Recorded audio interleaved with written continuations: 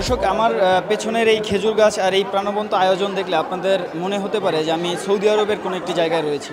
আসলে এটি রাজধানী ঢাকায়, এবং আপনারা অনেক মিডিয়া মারফত হয়তো ইতিমধ্যে দেখেছেন যে রাজধানী ঢাকায় সিরাতুন নবী সাল্লাল্লাহু সাল্লামের যে প্রদর্শনী, তার যে জীবন ব্যবস্থা, জীবনযাপন ব্যবস্থা, সেই জীবনযাপন ব্যবস্থার প্রদর্শনীর একটি আয়োজন করা হয়েছে। এবং এই প্রদর্শনী দেখতে আসলে সারা ঢাকা থেকে এবং ঢাকার বাইরে থেকেও ব্যাপক মানুষের ঢল নেমেছে। এই মুহূর্তে আসলে নারীদের জন্য এই জায়গাটি উন্মুক্ত রয়েছে, নারী দর্শনার্থীদের জন্য। তারা আসলে ঘুরে ঘুরে এই জায়গাটি দেখছেন, এবং এই যে ভিড়, এই ভিড়টি আসলে একটি ব্যাপার মনে করিয়ে দেয় যে বাংলাদেশের মানুষের মধ্যে ইসলামী যে আকাঙ্ক্ষা, সেই আকাঙ্ক্ষাটি বেশ তীব্র, এবং তারা আসলে ইসলামী যে সংস্কৃতি, ইসলামী যে জীবন ব্যবস্থা, সেটি আসলে জানার জন্য, দেখার জন্য বেশ উন্মুখ হয়ে থাকেন। তবে এ ধরনের আয়োজনের ব্যবস্থা তেমন একটা হয় না বিধায় তারা আসলে এ ধরনের আয়োজন তেমন একটা পান না।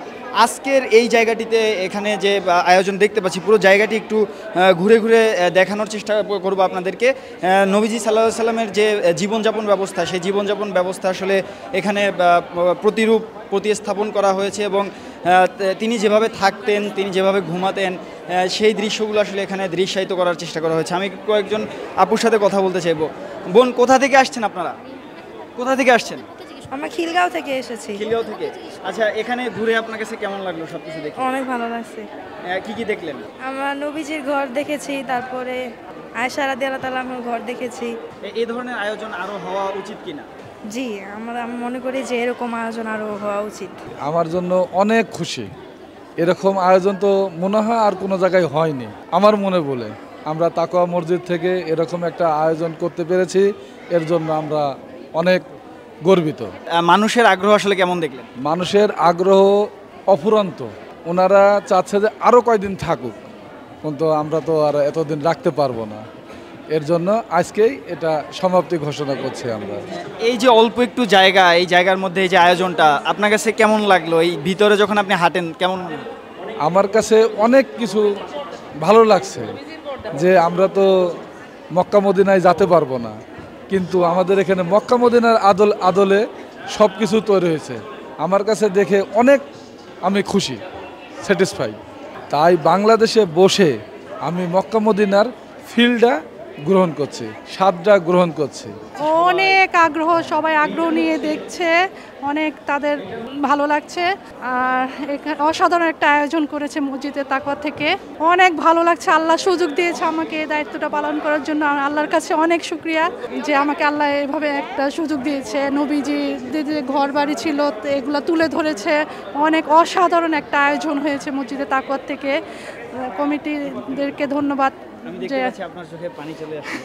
নবীজিকে মানে আজকের দিন পর্যন্ত অনুষ্ঠানটা শেষ হয়ে যাবে। জি, কতটুকু অনুভব করতে পারলেন নবীজিকে? মানে বলার ভাষা নেই কতটুকু অনুভব করতে পারছি, আর কিছু বলতে পারছি না। নবীজি সাল্লাল্লাহু আলাইহি সাল্লাম যেমন খাটে তিনি ঘুমাতেন, আসলে অনেকেরই সৌভাগ্য হবে না মক্কা বা মদিনায় গিয়ে সেই দৃশ্যগুলো দেখার জন্য।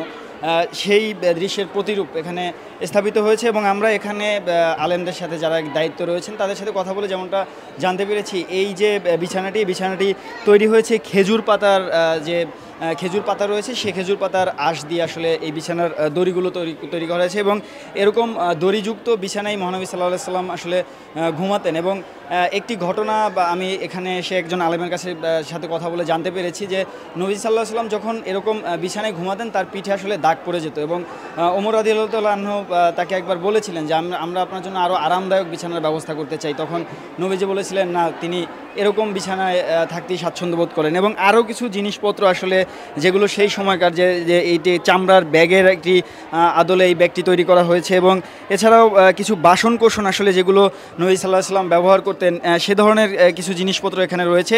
এই জায়গাটিতে একটি ছোট মাচা করা হয়েছে, এবং সেই মাচার মধ্যে 3টি পাত্র রয়েছে, যে পাত্রগুলো আসলে পানির পাত্র হিসেবে ব্যবহৃত হতো। এবং সেই সময়কার আসলে দুম্বা, ভেড়া সহ যে ধরনের প্রাণীগুলো ছিল, সেই প্রাণীগুলোর চামড়া আসলে পাপোশ বা কার্পেট হিসেবে ব্যবহার করা হতো। সে ধরনের পরিমাণে একটি কার্পেট বা পাপোশ এখানে প্রতিরূপ স্থাপন করা হয়েছে। এবং এই যে চিত্র মহানবী সাল্লাল্লাহু আলাইহি সাল্লামের যে জীবনযাপনের যে ব্যবস্থা, এটি দেখার জন্য মানুষের যে তীব্র আগ্রহ, সেই আগ্রহ কিন্তু এখানে রয়েছে, উপচে পড়া ভিড় এখানে রয়েছে। এবং এই জায়গাটি আরও একটু ঘুরে ঘুরে আপনাদেরকে দেখাতে চাই।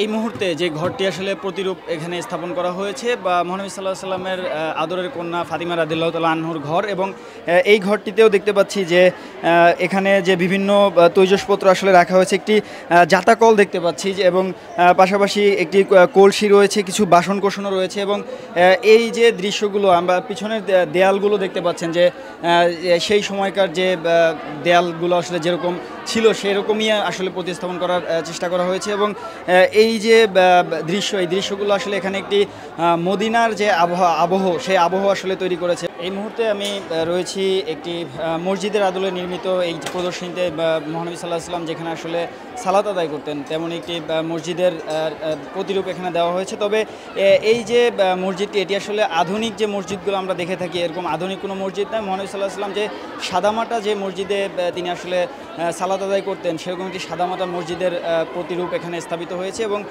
এটি আসলে ঘুরে ঘুরে দেখছেন এখানকার আগত দর্শনার্থীরা। পুরো আয়োজনটির শেষ অংশে একটি পানির কূপ এখানে প্রতিস্থাপন করা হয়েছে। এবং আপনারা জানেন যে মক্কার সেই মরুভূমিতে তৎকালীন সময়ে পানির যে ব্যবস্থা, সেটি কিন্তু অনেক দুরূহ একটি ব্যবস্থা ছিল। এবং সেই সময়ে যাদের কাছে একটি পানির কূপ থাকতো তারা আসলে অনেক সম্পদশালী হিসেবে গণ্য হতো। এবং এই পানির কূপটি আসলে এই আয়োজনের একদম শেষ ভাগে এসে দেখতে পাচ্ছি। এবং এতক্ষণ পুরো আয়োজনটি আপনাদেরকে ঘুরে ঘুরে দেখানোর চেষ্টা করছিলাম। আমি মুস্তাফিজ আবির, ধন্যবাদ রূপালী বাংলাদেশের সাথে যুক্ত থাকার জন্য।